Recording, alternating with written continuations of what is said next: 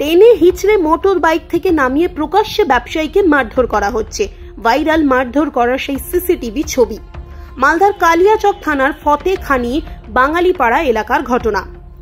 আক্রান্ত ব্যবসায়ীর নাম রহিম বিশ্বাস। পেশায় তিনি একজন কাপড় ব্যবসায়ী। তিনি অভিযোগ করেন এলাকার কুখ্যাত সমাজ বিরোধী বলে পরিচিত জহুরুল খান ও তার দলবল তার কাছে 5 লক্ষ টাকা দাবি করেছিল।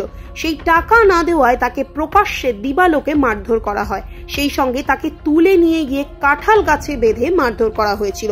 কালিয়াচক থানা এবং পুলিশ সুপারকে লিখিত আকারে বিষয়টি জানিয়েছিলেন তিনি, কিন্তু এখনো এই সমাজ বিরোধী গ্রেপ্তার করেনি পুলিশ। প্রাণনাশের হুমকি দেওয়া হচ্ছে তাকে। প্রাণ ভয়ে পরিবারের সদস্যদের নিয়ে ঘর ছাড়া এই ব্যবসায়ী। আক্রান্ত ব্যবসায়ীর আরও অভিযোগ, ঘটনাস্থলে কালিয়াচক থানার পুলিশ এসে মারধরের সেই সিসিটিভি ফুটেজ সংগ্রহ করলেও ঘটনার 24 ঘন্টা পার হয়ে গেল, কিন্তু এখনো গ্রেপ্তার করা হয়নি ওই জহুরুল খানকে। ফলে তিনি প্রতিনিয়ত আতঙ্কে রয়েছে। পুলিশ এরপরও ব্যবস্থা না নিলে কলকাতা হাইকোর্টের দ্বারস্থ হবেন বলে তিনি জানিয়েছেন। মালদা থেকে বিশ্বজিৎ মণ্ডলের রিপোর্ট।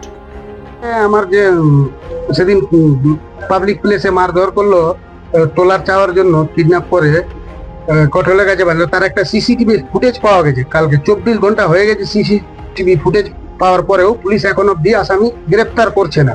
আসামি খুলে ঘুরে বেড়াচ্ছে আমার বাড়ির আশপাশে দল বেঁধে।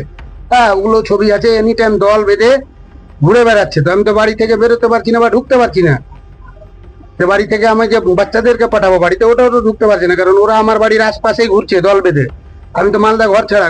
14 তারিখে কমপ্লেন করেছি, তখন অব্দি কোনো অ্যাকশন হয়নি। এসপি অফিসে গেলাম, কমপ্লেন করলাম, তারপরে মালদা কোর্টে গেলাম। এখন অব্দি আসামি খুলে আমি ঘুরে বেড়াচ্ছে। প্রশাসন যে কি করছে আমি বুঝতে পারছি না। এখন অব্দি 1 গাড়ি পুলিশ, মাত্র 1 গাড়ি যদি পুলিশ যেত ওখানে তদন্ত করতে বা আসামি ধরতে, তবু আমি একটু সন্তুষ্ট হতাম। আমি এতে অনেক ক্ষিপ্ত আছি। প্রয়োজন হলে আমি হাইকোর্টে দরখাস্ত যাবো সোমবারের দিন।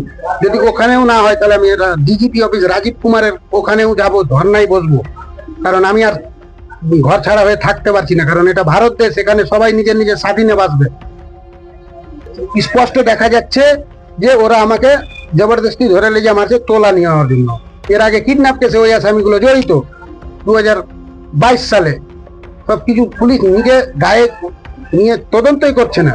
কোথায় রাজনৈতিক চাপ আছে, কোনো এমপি এমএলএ এর ফোনে চাপে আছে, ব্যাপারটা আমি বুঝতে পারছি না।